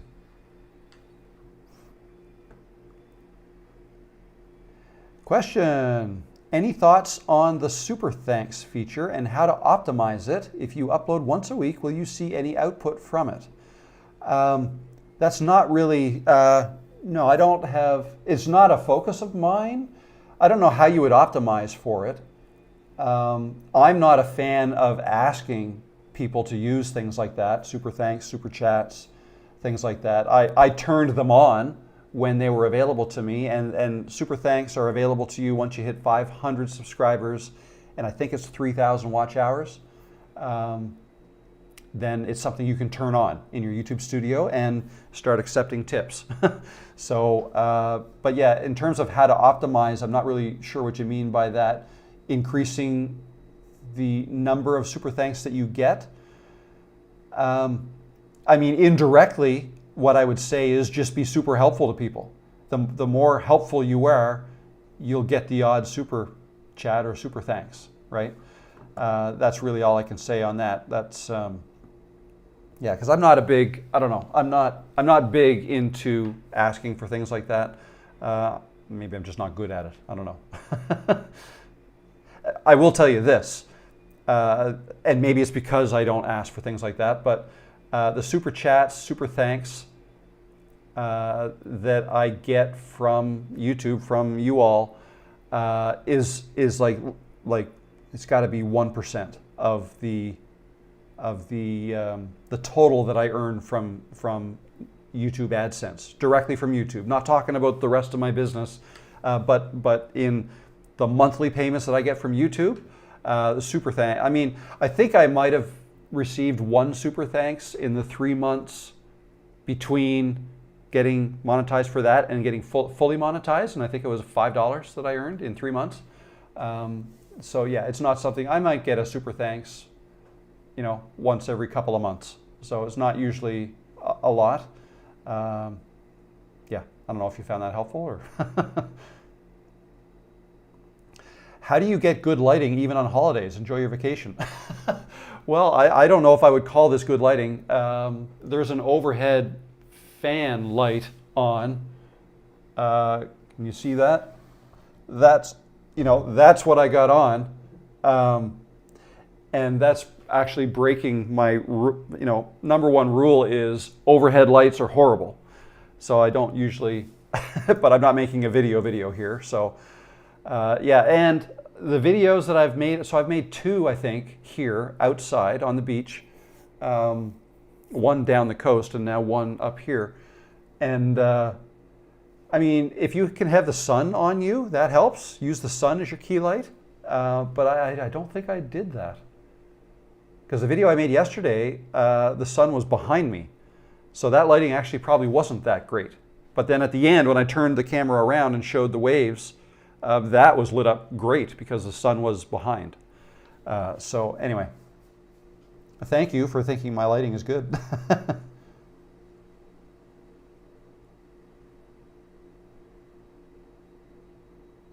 Oh, that could be, Scott. I think the missing audio in your scene is probably in a Stream Deck group and not part of the scene itself. You are 100% correct. Because yes, the way I said, that's right. And that's a funny quirk with Ecamm. When you bring in an animation that has audio, the audio doesn't come with it. I'm not sure why. So I have to export the audio separately and bring that in separately. And then I set up a Stream Deck button that when I press that button, two things happen. Well, actually three things. One, it plays the video. Two, it plays the audio that I had to bring in separately. And three, it waits for 6 seconds and then stops it. It stops the video from playing. That's right. Thank you, Scott. How do I send you a super thanks? Got to show up to one of your lives. That's awesome. How are you uploading chat screenshots in real time? What program are you streaming on? I'm streaming on Ecamm Live is the software that I use, and it has the ability to click a YouTube message. It brings in all the YouTube live chats into Ecamm, and then I can click on one like yours. I just clicked on yours. I clicked it again. Click, click, click. Right, and you can show them that way. So it's a handy feature of Ecamm. It's one of the main things I love about Ecamm Live.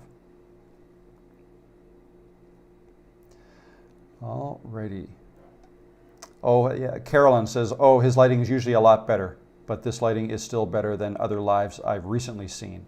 Might have something to do with the camera. I'm going to try something I probably shouldn't try right now. Camera. If I hit okay, no, I don't think I'll be able to do this. Rob's iPhone camera, I'm using that now. Re-enable built-in camera. If I click on that, no, nothing happened.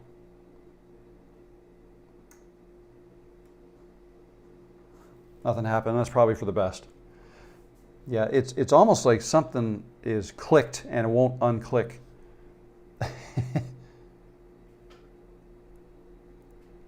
Heidi says, not a question, but congrats on 101,000 subs now. Thank you, Heidi. Thank you, Heidi. Yeah, it's funny. I've spent a solid week there paying attention to that number. Now I'm not looking at it as much at all. But yeah, it's what even is it? 101,257 right now. That's cool. That is cool. Hello from Paris. Hello, David from Paris. How you doing? How's the weather in Paris? Apple continuity. Apple continuity. That's how I'm using my phone, David. Yeah, it's or AirPlay continuity camera is what it's called. Yeah, so what you have to do to get this to work, to get the Mac to recognize your phone as a webcam, you go into your phone, if you have an iPhone, go to General, like Settings, and then General, and then turn on Continuity Camera. Okay, and then all of a sudden it becomes a camera that you can select in any program in your Mac, be it Ecamm Live or YouTube Studio or OBS or whatever, right? Super handy. What are the stressors of being a YouTube? Yvonne asks. The stressors. Probably more related to the business. I don't know. I mean, it depends on your personality, I think, because YouTube's not for everybody, right? I've said that before. A lot of people will think they want to do YouTube, and you know what? you know what a dead giveaway is to me? If somebody asks me questions like, how many hours per week does it take you to make a video? How many hours a week do you spend making videos on your YouTube? How many hours per week, right? So I think part of the reason why people ask me that is to try to get a sense of, okay, well, how much money, especially if that question comes as a comment in one of the videos that I make where I go over how much I earn from YouTube, right? If they say, oh, okay, so you make $28,000 a year from YouTube, well, how many hours a week do you work? Right? So that tells me, okay, so this person is trying to do the math and figure out, okay, so he's making this many dollars per hour. If you're thinking that way, YouTube's probably not for you, because it's like running a business, right?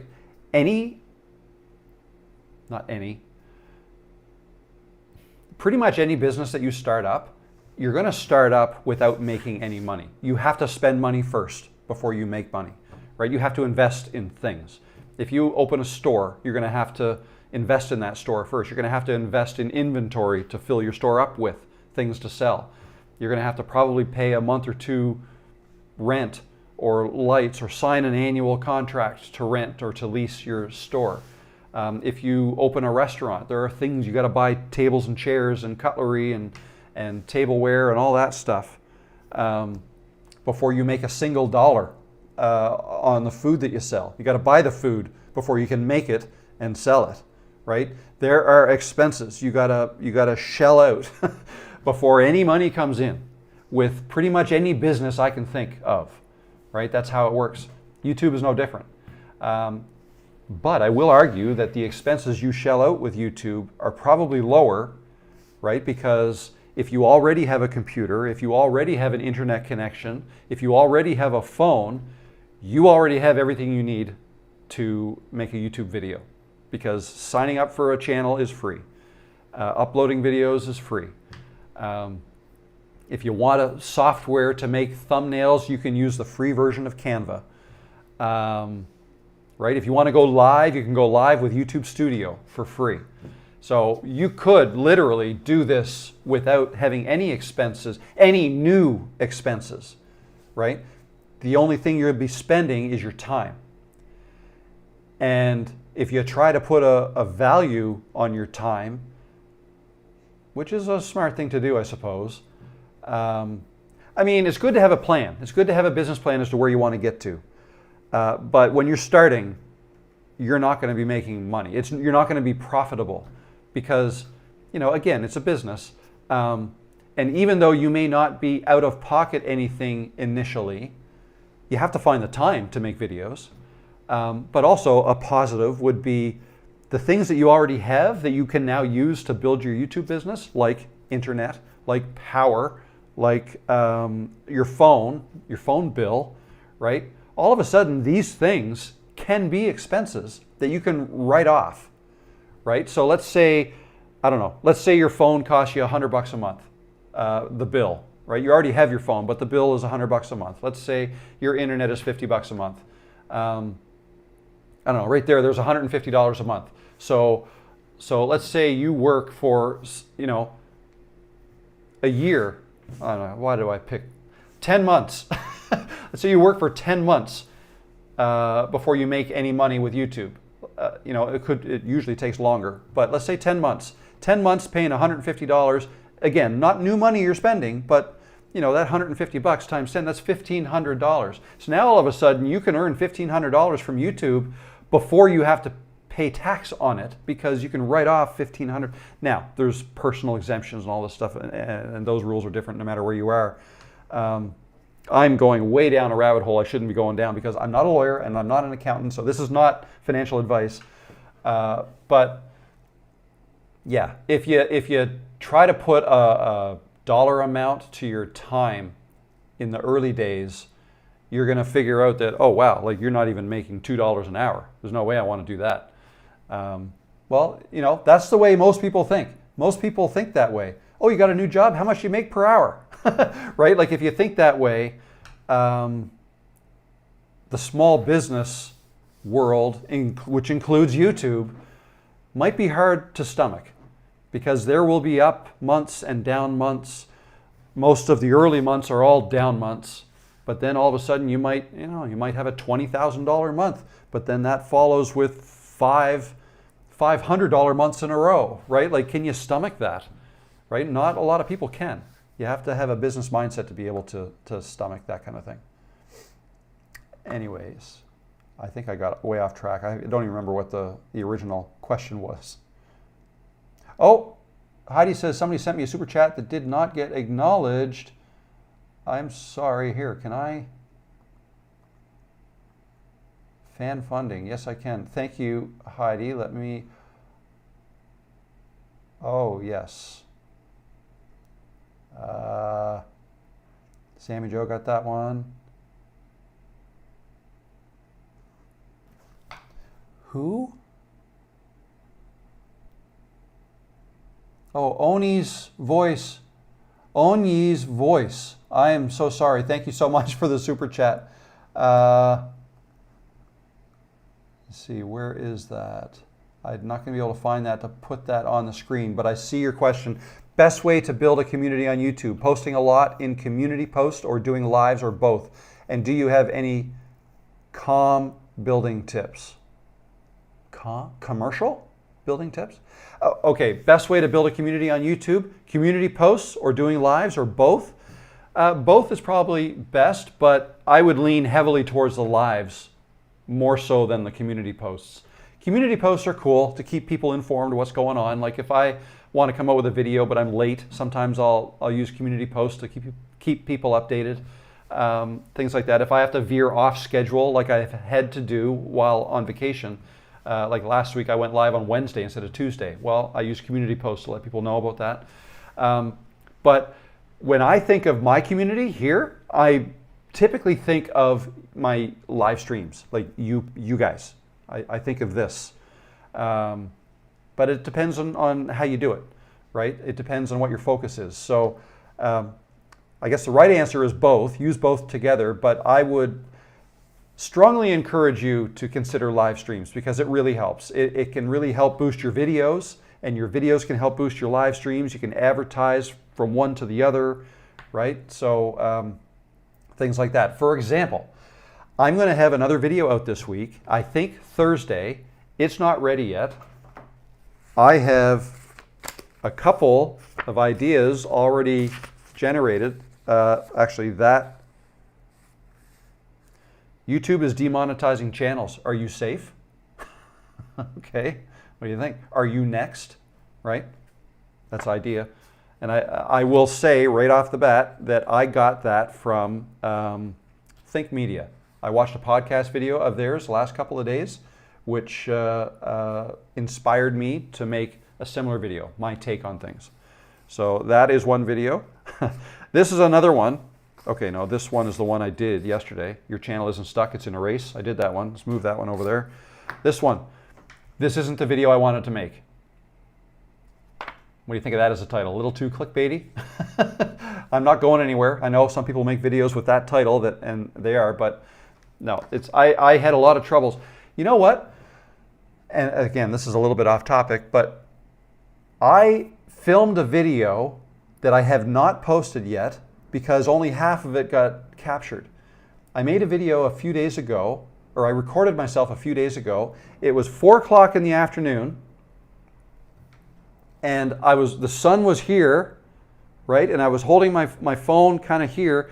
The sun was beating on my phone, black case, and I think the video was 6-7 minutes or so I was speaking for.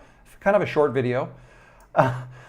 When I was finished, said, see you, I hope you have a great day, I'll see you in the next video, right? And then I usually turn my phone around so you can see what I see. As soon as I turned my phone around, what did I see? Temperature, warning, your phone has overheated, we've had to shut down. So what the, I had to wait for my phone to cool down. I put it in my pocket and it was hot. I didn't realize how hot it was because I had it on the end of my selfie stick. And when it finally cooled down, I was able to open it up. The battery had drained fairly quickly. And the the 6 minutes I spoke for, only about 3.5 of that was captured because the phone shut off. So anyway, the video I had made that was 6 minutes long, the title is, "This Isn't the Video I Wanted to Make." Of course, funnily enough, no, it was not the video I wanted to make. I didn't capture half of what I said, so I'm going to try to make that one again. So anyway, my point is, I now understand, because some people have told me, don't you have problems with your phone overheating? No, in Nova Scotia, I don't have that problem at all. But it was 33 degrees Celsius outside, whatever that is in Fahrenheit. It's in the night. I want to say it's around 91, but it's humid. So it feels like, I don't know, like 42 Celsius, which is like 105 or something Fahrenheit. And my phone in its black case was feeling that, and it did not want to be on for 6 minutes of that. So I have a new appreciation for overheating phones. Okay, I'm just checking the super chats to make sure I didn't miss any other ones. I got that. CJ Abarca with a super thanks. Thank you so much. I appreciate that. And I think I'm caught up with those. Let's go back to the live chat and see where we're at.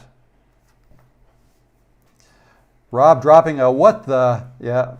I didn't say it though, I caught myself. I am a sailor, by the way. I say that plenty. I just have chosen not to in my videos and my live streams. Let's see. That's a nightmare with the phone overheating. Yeah, I can't even imagine. And I'm always one to say, like when you're outside filming outside, use the sun as your key light. Have that shining in your face. Well, that's fine if it's 15 degrees Celsius outside. If it's 68 degrees Fahrenheit outside, that's just fine. But if it's 100 degrees outside, I melt. I'm melting. I'm not used to this. And my phone isn't either. Maybe I need a white case. Would that help? If some of you know, let me know if that would help it. I would think it would help, but something to be concerned about. Why isn't Rob talking about hockey? I don't know, Scott. Why? Why? I will say this. Watching that game, the gold medal game, both of them actually, the women's and the men's, up on the roof here, I think there's more Canadians here than Americans because judging by when the screams were coming from other units was a little bit comical. HE double hockey sticks, yeah. Yeah, that was a little bit unfortunate, the outcome of that game. But hey, it's been a long time. I remember the Miracle on Ice from 1980 back. That was before, so the last time the U.S. won Olympic gold in men's hockey was 1980, and that was before NHLers, professional athletes from Canada and the U.S. were allowed to play in the Olympics. They weren't allowed back then, but the Soviet Union back then, well, 1980. Yeah, that was in Russia, right? That was in Moscow. That's where those Olympics were. Right? Wasn't it? No, that was Summer Olympics. Anyway, I don't know where they were in 1980, the winter. But anyways, they always had their professionals play in the Olympics, but the NHL would never allow it.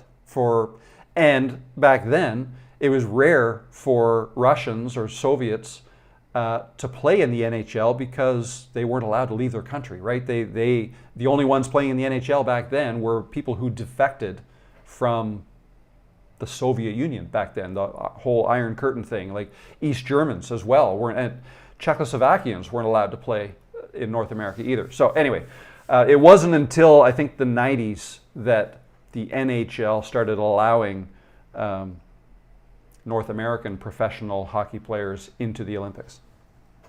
Fun fact. Congratulations on your gold medal.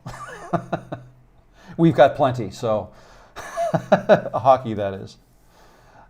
We did win gold in curling for those who care.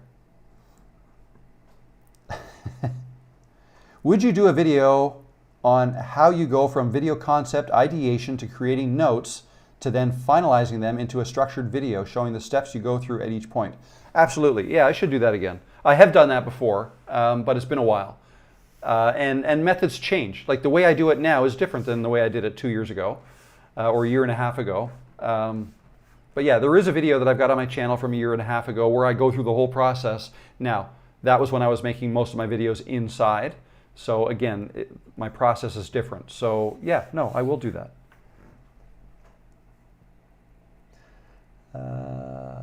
Rob, starting out, would you suggest having a bank of, say, 5 ideas for video, or just start with one? I think it's a good idea. Yeah, no, you should have more than one idea, because if I were starting a brand new channel, I would start with an idea first. What do I want my channel to be about? Who is my audience going to be? Who's going to want to watch my videos?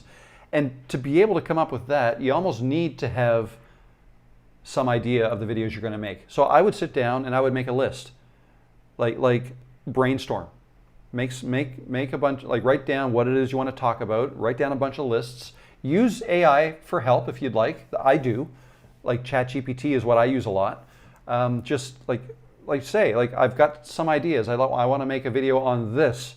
What else would people who are interested in that, what else would they be interested in, right? Like start with questions like that and try to come up with some ideas. But I'll say this, if you come up with a list of say 10 video ideas, I'd even say as you're making your first one, by the time you've posted your first one, I bet you will have come up with more ideas around that first one. Like if you come up with an idea, you record, you write out some notes, and then you film yourself talking to the camera, and you try to kind of do it off the cuff. That's what I would suggest you try right from the start. Like what happens to me is almost every time when I finish making a video, and then when I go to edit it, actually even before I edit it, I will say to myself, crap, I forgot to mention this, this, and that, right? Always. And I'll even say, I'll have people in the comments say, why didn't you talk about this? I'm like, that's a really good question. I probably should have, making a note for my next video, right? So you typically come out of your first video with 2 or 3 more ideas, or at least I do. Now you get more and more ideas as you grow and start getting more and more comments, right? So it's really helpful if you get comments on your videos. So I would encourage you right from the beginning to try to get into the habit of asking people questions in your videos. Ask your viewers questions. Ask them to comment on whatever. This is the way I do things. Why don't you let me know how you do it in the comments below? What did you think about this video? Let me know below. Or, that might be too general. Like try to be specific and just try to start the conversation going.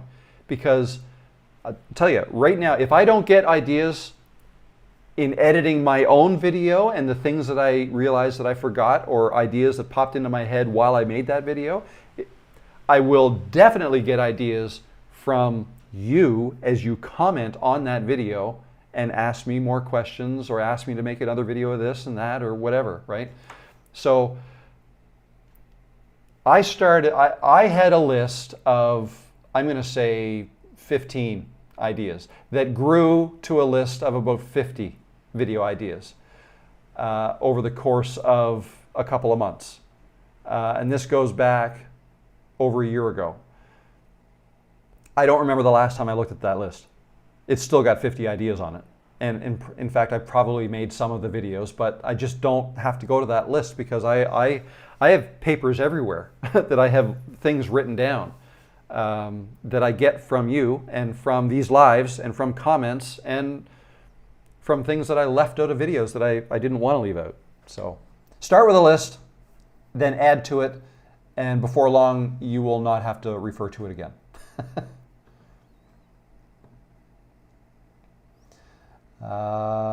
Which cell phone is the best for YouTube videos? Moments with Carrie, the one in your pocket. the cell phone you have is good enough, is what I would say. I can only speak from the perspective of an iPhone user. I have an iPhone. I use that to make my videos. I used to have an iPhone 14. I made a lot of videos on this channel with that. Actually, the videos, I'm going to say 2 of my top 3 videos, or maybe probably 3 of my top 4 videos that I've ever made were with my iPhone 14. One of them, I think, was with this iPhone, and one of them was in my office with my Sony. The phone doesn't matter. It's the content that matters way more than the phone that you use. And when I say content, I don't mean the quality of the picture. I mean your message, your story means so much more. You can make a video with a crappy phone and it could take off. It really could.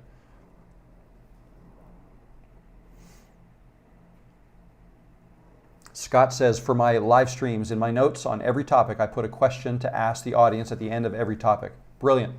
Perfect. It's exactly what you should be doing.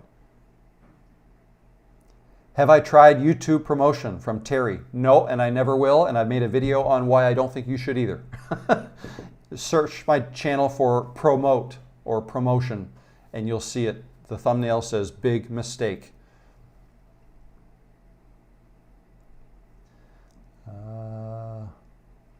What is YouTube promotion? Scott says. So that's something where you can basically create a video and then pay for YouTube to push it out in front of a whole bunch of people. But you could wind up with a whole bunch of new subscribers that are empty subscribers that you know, YouTube didn't find them based on their algorithm. They just found them because you paid for it.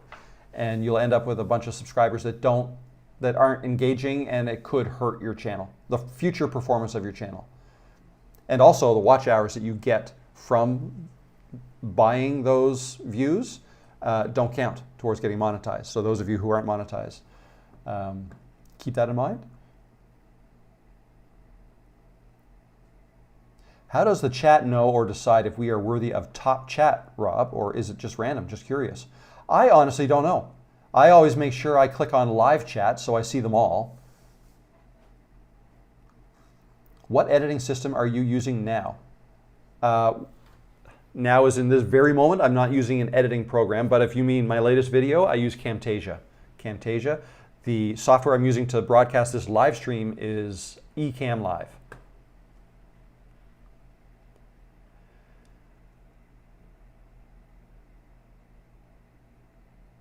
Question, are you still in the learning process with the editing system, or are you using something else? I'm using Camtasia again. I was in the learning process using Final Cut Pro, and I've kind of given up on that for now, just because it's a little bit harder to work from not my home office. So I'm just using what I know best, which is Camtasia.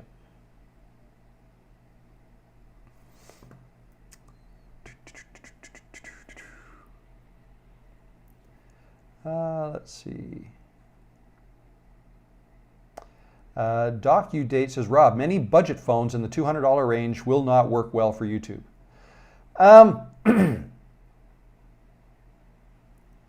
I think I'm going to disagree with that.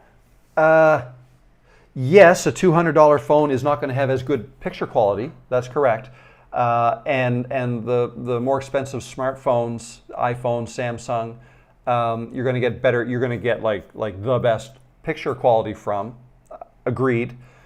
But again, I'll fall back on like the camera that's in your laptop is probably worse than the camera in a $200 phone, or maybe it's the same. I don't know. But I know people who for the longest time, made their videos, their YouTube videos, from the camera in their MacBook Air. Not a good camera. Picture quality was not great. The microphone they used was the microphone from the MacBook Air. Okay? Hundreds of thousands of views, tens of thousands of subscribers with that low quality. Okay? Why? Because the message was awesome. Great message. Didn't matter that the video quality, the audio quality was subpar. And they have since upgraded. But I believe they were at, I'm going to say 30,000 subscribers before they did, right? So yeah, you're right in that budget phones will have poorer quality cameras, but it's still, I would argue, all you need, right? I can't stress this enough. And then I'll take one more question and then I'll have to go. But I can't stress this enough. If you leave here today with one piece of advice, my best advice is spend your time on getting good talking to the camera and telling a good story. No matter what your topic is going to be about, if you can tell it in such a way that people kind of lean in and they want to hear where you're going with this, you're going to win. Doesn't matter how good the quality of your video is. Doesn't matter how good the quality of your audio is. Yes, poor quality audio can distract some people, but it's not even in the same league as the quality of your message and what you're saying to the camera, and do people want to watch your video, right? People don't only, I mean, some people will watch videos just be, you know, that's a beautiful picture, I want to watch more, right? That's not usually what most people, like usually most people are on YouTube learning something or want to see how people do things or whatever. And if you can convey that even with a poor camera, great, right? That's all you need. That is really literally all you need. So I'll disagree with you a little bit on that, but yeah, if you can have better quality, then yeah, maybe it levels things up for you a little bit, but I'm here to tell you that you can go viral and you can grow a successful channel and business around that channel with very low quality camera and microphone equipment. It's proven. It's been proven. Let's see.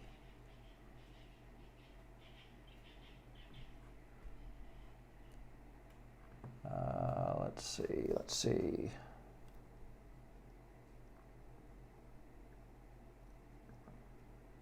Would you ever use an action camera to film your videos? Sure, why not? Absolutely. I haven't, but I've got nothing against them. Again, it's use what you've got. And if an action camera makes sense for you, then absolutely.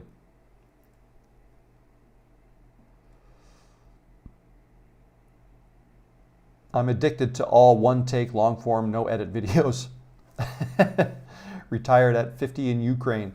Yeah, I think a lot of people like that style. I do. I mean, it does turn off some people. I understand that, but I think it depends on the niche. Like, I know a lot of people who watch my videos are trying to get their channels going, or are thinking about starting, maybe haven't even started yet, and are looking for ways to do it. And maybe editing is scaring some people off, or the fact that they feel like they can't deliver a message without making a mistake. They don't feel they're good enough. So again, that's part of the reason why I made that video the way I made it. That's part of the reason why I edited it the way I did it, or lack of editing, is just to show you that you can do that and it's okay, right? But again, yeah, maybe people who watch my content are a little bit more okay with that, because again, I kind of showed the process. Like, this is what I go through, and if you go through this too, it's okay. We all do. I can virtually guarantee you that every good YouTuber out there messes up, and you just don't see them because they've cut them out.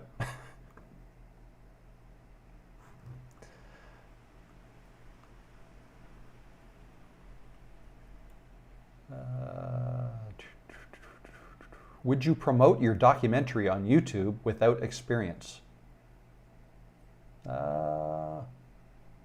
You can use YouTube videos like you can talk. I don't think you're talking about the YouTube promote feature, but if you're just talking about making YouTube videos to promote a documentary, yeah, sure, absolutely. YouTube is a great marketing engine, right? It's free marketing. You make a YouTube video, that's free marketing for whatever it is you're talking about in your video. So, absolutely. You seem very happy with Camtasia. What made you try Final Cut Pro? Good question. Part of it might be just fear of what I'm missing. You know, I know there's some things you can do with Final Cut that you can't do with Camtasia. Some tracking features would be cool. I guess I like to learn.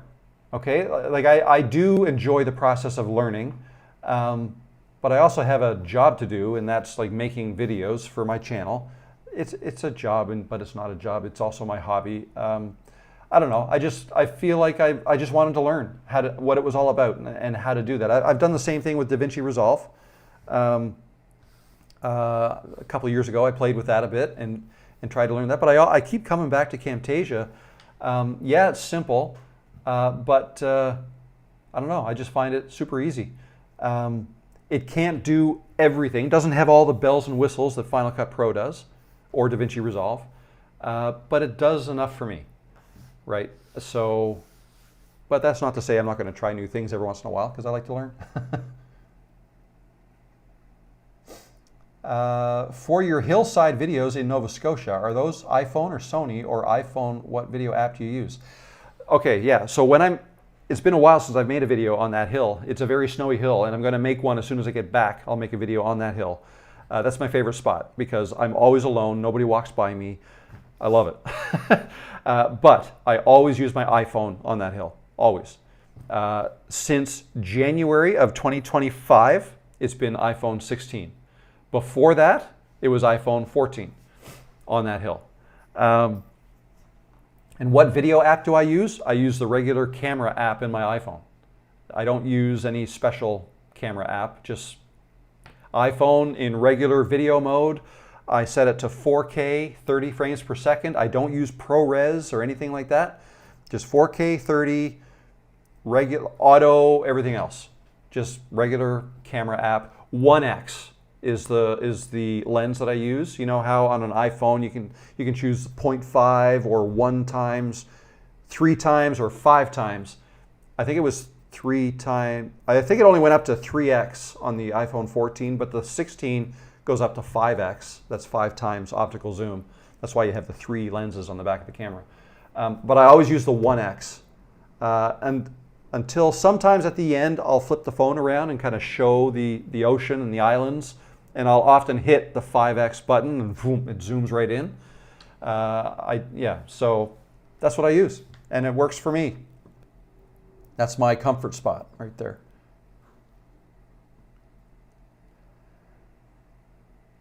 Do you color grade? Not in the traditional sense. What I do is in Camtasia, so again, very basic tools for color grading in Camtasia. There is saturation. I fiddle with those a bit. Actually, I don't. 3 values that I little, and I boost the saturation a little bit to make the colors pop a little bit more, and boost it a little bit. That's all I do. That's all I do there. Now, if it's a really sunny day and colors are already popping, then I won't at all. Same kind of thing I do in Canva for my thumbnails. I'll often separate, like I'll remove the background from myself. I'll create a copy of it, and on the copy, and then align them back up again in the wrong spot, and my face is a little bit dark. I'll boost the brightness on me, not the surroundings. And I might even boost the color a little bit. So this blue hat that I often wear looks bluer. That's typically what I do. Let's see. How do you put the special Creators Cove emojis after your members' names who are in your membership? Can anyone do this? Karen. How you doing, Karen? When people become a member of this channel by clicking the join button down below, a couple things happen. Number 1, your name goes bold when you leave a chat message, and you get that anchor icon beside your name, right? And that anchor icon will change colors the longer you are a member. And in addition, you get, I think there's 5 in there now. Actually, I should add some more. But you get 5 custom emojis that I created. I think one is that blue hat. Or was that one? I don't remember. Anyway, you get 5 custom emojis. Like, there's the anchor, the cat peeking around the corner, the sailboat, the navigation wheel. All of those become available to you when you leave a chat message. Okay, either here or in the comment section of my videos. Members get those additional things. Just a fun little perk. So I just make them available to members, and then members decide if they want to use them or not. Except for the one, the one right beside your name, the anchor. That one gets added there if you're a member. And actually, for you, Karen, as well as Scott, you guys are moderators on this channel. Thank you again for that. And because you are, it used to be that you'd have a wrench beside your name, but now it's like a blue shield. YouTube changed that. Oh, Scott, you're just using the one built into the keyboard? It's standard. Right, okay. And I've used that too. I like it. It kind of, I mean, that's what this is. Lost audio? Uh-oh. Hopefully not everybody lost audio. But anyways, you know what? I'm going to have to go. Audio's still good here. Perfect. But yeah, I'm going to have to go. Thanks for stopping in today. Look for another video. I'm thinking Thursday morning I'll have it ready by. I'll try to redo that one when hopefully my phone won't overheat. And I got another one too. So I have two that I want to make. So one will be Thursday and the other one probably Monday. And then I'll see you again live here next Tuesday. And then like a day later, I leave to go home. So hopefully my daughter has the place shoveled out and hopefully she's been feeding Peanut. I'm sure she has. I know she has. Thank you guys for tuning in. And yeah, if when this is over, if your question didn't get answered, I apologize. You can leave it in the comments section of this once this live is over, and then I'll answer it there. All right? Have a great day, and I'll see you next time. Bye, guys. Okay, I have to figure out how do I end this? Oh, you're still here? So am I. How do I end this? The computer's acting up. Oh, here it goes. All right, finish. See ya.